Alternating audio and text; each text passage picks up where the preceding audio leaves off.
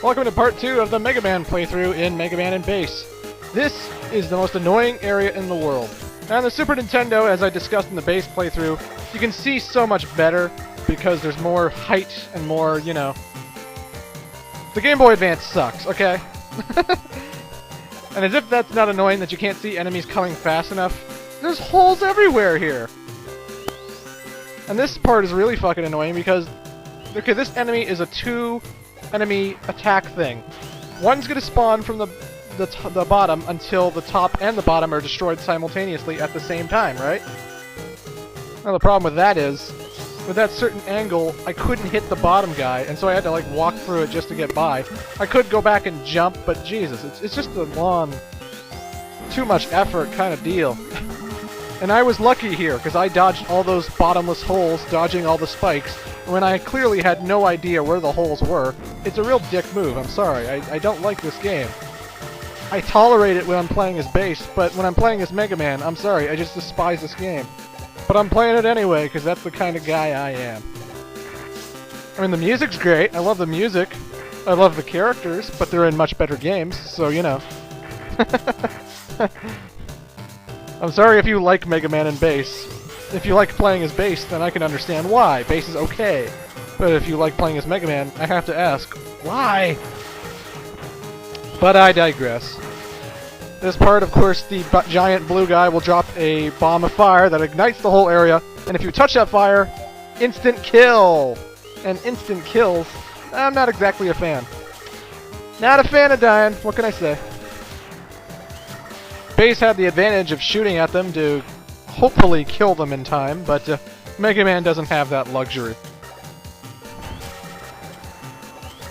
And like Mega Man 8, there's a lot of pinpoint accuracy jumping you need to do. You make even the slightest out-of-step move and you can find yourself falling into spikes or whatever. And that's always a pain in the ass. As if the game wasn't hard enough already.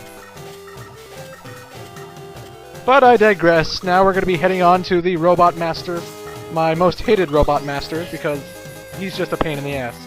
It's Burner Man!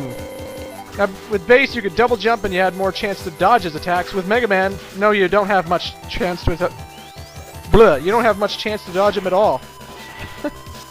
Remember, when he starts shooting out his flamethrower, that's when you want to knock the icicles into him, but what really sucks about this guy that I never mentioned during the Bass playthrough is that even when he's doing his flamethrower attack and you push the icicle into him, you're always going to get hit by the attack. It's bullshit. It's just it's one of those fights that it's so hard not to get hit. Even when you're using a special weakness that he has, you know? Regardless, it can be done. I always seem to almost die every time I fight him, but it can be done, and I would recommend doing so. We get Wave Burner, and as you can see, it's actually quite different from Bass's Wave Burner, in that it's a red flame, not a green flame. And Burner Man himself has a blue flame, so go figure. It's a color-coded flame fest. Yay! Now we're taking on Pirate Man! With his eye patch that I don't think he really needs. Unless, you know, Dr. Wily plucked out his eye for being a douche. Actually, was it ever confirmed that these robots are even Dr. Wily's? I mean, I know in the intro level, King steals information from the video, or the robot museum. So, I don't know. Are they even Dr. Wily's robots?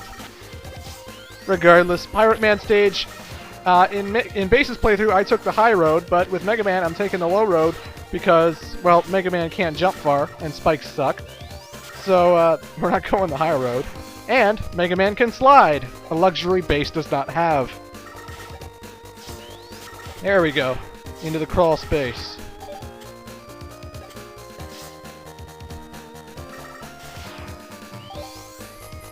I do love charging up the Mega Buster. It's slightly useful. And clearly I'm running out of things to say because, you know, we've seen this game already, what can I tell you, you know? I was thinking of doing a playthrough where I would fight all the Robot Masters at the same time. Like, I would do Cold Man with Mega Man, then I'd do Cold Man with Bass. But I thought, nah, that'd be really boring. Then again, if you think this is boring right now, Sorry. You couldn't choose to stop watching my video. I'm not holding a gun to your head. Fuck! Oh yeah, that's another luxury I loved about bass. You could always double jump when you felt you were falling to your death. Mega Man, not so much, and the Game Boy Advance, as I've already complained about, has limited range and limited view. You can't see things coming fast enough. So, you know. Great handheld, guys. Well, I don't hate the Game Boy Advance that much. I just think that, you know... I don't know, there's something about the music. Every game I've played, most of them, not all of them, they always seem to have worse music quality than the original Game Boy. I don't know what it is. They have new instruments, they have different things they can play, but it's always kind of scratchy and always kind of echoey or weird and stuff. But the regular Game Boy tracks from like Pokemon, Super Mario Land, they sound excellent, and I still love listening to them. But then I listen to most GBA games, and people tell me about Golden Sun and how it has a great soundtrack. And call me crazy, I'm sorry, but I haven't heard one song in Golden Sun that I've actually enjoyed yet so far. Nothing I would put on an MP3 and listen to, anyway. But now that I'm spinning off into a Game Boy Advance rant, here's Pirate Man. And of course, Wave Burner, yet again, is ridiculously odd because it's good for attacking him underwater, if that makes sense. The good thing about Mega Man in this fight is that you can actually slide under his bombs, unlike Bass, which is a good way to dodge his attacks. So Mega Man actually has an easier time playing this battle. Not that it matters, because Pirate Man is the easiest robot master by far. He's just a pain. He's just a pussy, really. I know Cold Man has a basic attack, but by the time you get to Pirate Man, you already have his weakness, and you know, he's a chump. So we get the remote mine, which again, you can shoot it in any direction you want. Well, not in any direction you want. Once you shoot it, you can move it up and down as it moves. And it'll land on the enemy, and you can set it off whenever you want. Or you can not set it off at all. If you just attach it to the enemy, it'll never blow up. Unless you push the button. And of course, we still have to do the switch pushing things to enter King's Castle. And if you didn't see my base playthrough, well, this is how you activate the switches.